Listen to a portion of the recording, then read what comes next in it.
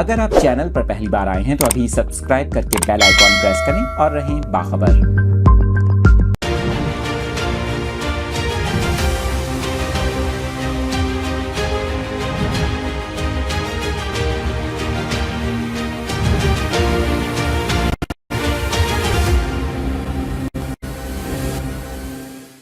आजकल भारत में इंतखाबात हो रहे हैं।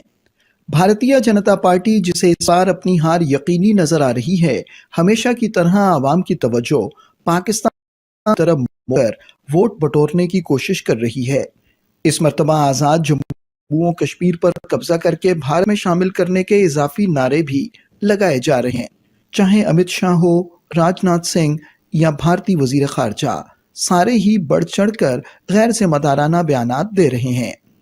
राजनाथ सिंह और जयशंकर ने तो ये तक कहकर अपने दावे में वजन पैदा करने की कोशिश की कि इस पर भारतीय पार्लियामेंट में करारदादें मंजूर हो चुकी हैं।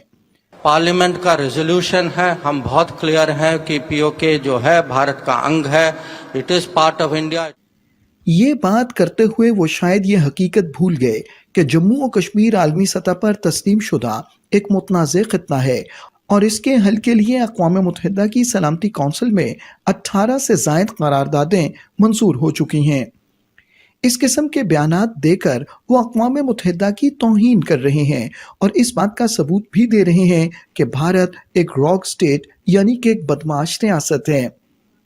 इसके अलावा राजनाथ सिंह के बयान पर मकबूजा जम्मू और कश्मीर के साबिक वजीर आला और नेशनल कॉन्फ्रेंस के सरबराह डॉक्टर फाला के जवाबी बयान, जिसमें उन्होंने कहा कि अगर भारत आज़ाद कश्मीर पर किसी भी किस्म की मुहिम जुई कोशिश करता है तो उसे पाकिस्तान की तरफ से मुंह तो मिलेगा। फारूक अब्दुल्ला के इस बयान पर बीजेपी के रहनुमाओं की तरफ से तो तनकीद की ही गई। वहीं भारत के गैर कानूनी जेर तसल्लुत जम्मू और कश्मीर के साबिक इंस्पेक्टर जनरल पुलिस SP वैद ने कहा कि पाकिस्तान अगर भारत के हमले का जवाब दे सकता तो बालाकोट हमले का जवाब दे देता। सर्जिकल स्ट्राइक ड्यूरिंग बालाकोट छोड़ दीजिए। I think Pakistan is in no position to do whatever. If it had the capability, it should have done at that time.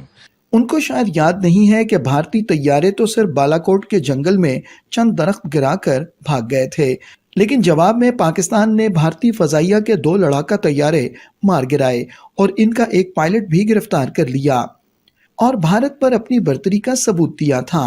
इस बात का इतराफ गिरफ्तार शुदा भारतीय फजाइया के पायलट अभिनंदन ने भी किया। पाकिस्तानी आर्मी जो है वो बहुत ही प्रोफेशनल सर्विस है।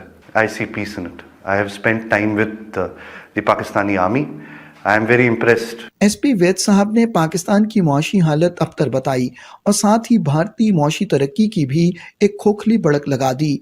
जैसा कि मोदी हुकूमत अक़वाम आलम को एक तवील अरसे से मरूब करने की कोशिश कर रही है, लेकिन भारतीय पार्लियामेंट के रुकन प्रोफेसर मनोज झा ने पार्लियामेंट में खिताब करते हुए न सिर्फ मोदी के झूठे मुआशी तरक्की के दावों की कलई खोल दी, बल्कि भारत में एक वक्त की रोटी के लिए तरसते हुए 80 करोड़ से ज्यादा भारतीय अवाम की हालत जार भी खोलकर बयान कर दी। सर, हम किन देशों से पीछे हो गए पता है? छोड़िए अमेरिका यूरोप की बात, बांग्लादेश और नेपाल इनकम इनइक्वालिटी को एड्रेस करते हुए मानवीय सूचकांक में हमको पीछे छोड़ चुका है। मैं कई बार सदन में बोल चुका हूं, अगर 80 करोड़ लोगों को आपको अनाज देना पड़ रहा है तो मुझको अर्थव्यवस्था पर कोई टिप्पणी नहीं करनी है। प्रोफेसर मनोज झा के इस बयान से ये बात बिल्कुल वाज़ेह हो गई है कि भारतीय अवाम की मुआशी हालत किस कदर नागुफ्ताबे हो चुकी है। मोदी और इसके साथी भारत पर हुकूमत करने के लिए किसी भी हद तक जा सकते हैं। इंतखाबात में जीतने के लिए झूठे फ्लैग ऑपरेशंस करके अपने ही फौजियों को मरवाकर इसका जिम्मेदार पाकिस्तान को ठहराया और फिर बालाकोट का ड्रामा रचाया।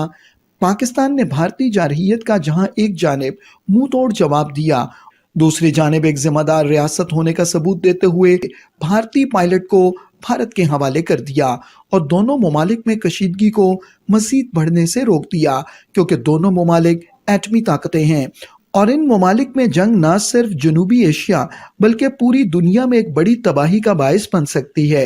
अक़वाम मुत्तहिदा को चाहिए कि वो भारत की दहशतगर्द हुकूमत को इस किस्म के बयानात और मुहिम जुई से बाज रहने को कहे। कहीं ऐसा न हो कि भारत पर हुकूमत करने की लालच में मोदी और इसके हवारी पूरी दुनिया की तबाही और बर्बादी का सबब बन जाएं।